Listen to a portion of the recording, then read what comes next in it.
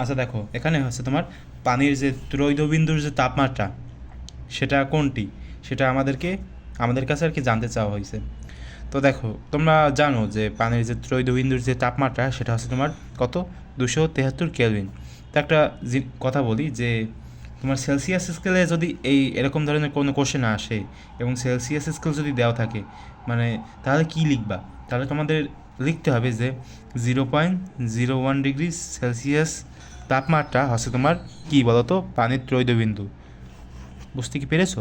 আর এটা কিন্তু একবার এক্স্যাক্ট মান কিন্তু একবারে 273 কেলভিন না, এক্স্যাক্ট মান হচ্ছে তোমার 273.16 কেলভিন, ঠিক আছে?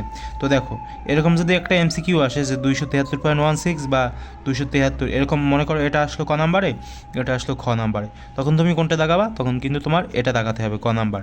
কারণ এটা হচ্ছে তোমার একবার এক্স্যাক্ট মান হচ্ছে 273.16 কেলভিন। বুঝতে কি পেরেছো? তো সবসময় চেষ্টা করবা এই যে যেটা লাস্ট 16 আছে সেটা দাগানোর।